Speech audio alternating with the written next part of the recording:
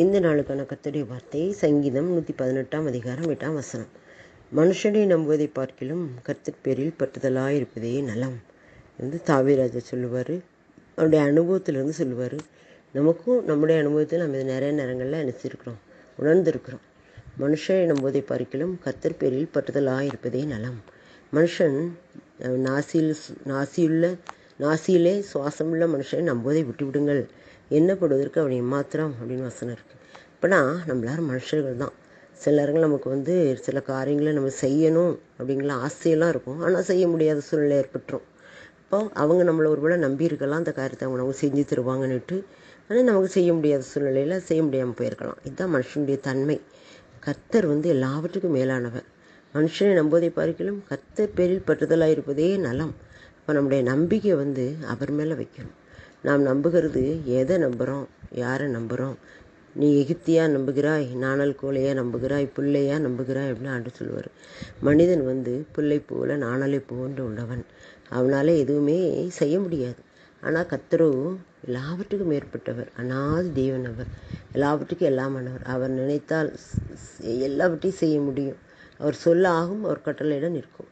அப்புறம் நம்முடைய வாழ்க்கையில் நாம் அவரை உறுதியாக பற்றி பிடித்து கொள்ள வேண்டும். அப்படிப்பட்ட கிருபைகளை கர்த்தர் நமக்கு தரும்போது நாம் ஆசீர்வாதமாக என்ன செய்ய முடியும், இருக்க முடியும்.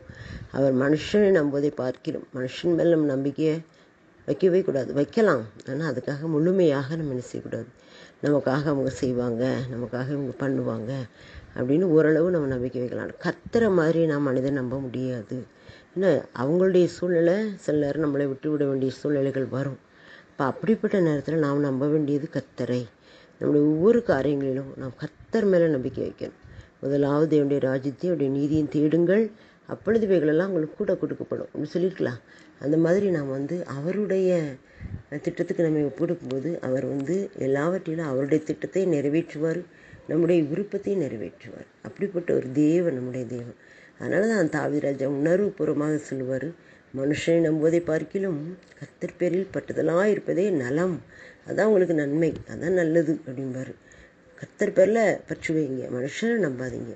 மனுஷனை செய்ய முடியாது. அவன் அவனுடைய நாட்கள் குறுகினது, அவனால் எதுவுமே செய்ய முடியாது. அதனால் நாம் கணவரையோ பிள்ளைகளையோ நம்ம எதையுமோ நம்புறதை விட கர்த்தர் பேரில் பற்றுதலாக இருக்கும்போது அவர் நமக்கு ஒத்தாசை அனுப்புவார்.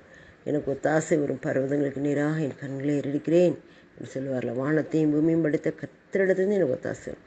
நமக்கு ஒத்தாசை அவரிடத்துல தான் வரணும். அதுக்கு தான் இந்த வார்த்தையை சொல்கிறார். மனுஷன் நம்புவதை பார்க்கிலும் கர்த்தர் பேரில் பற்றுதலாக இருப்பது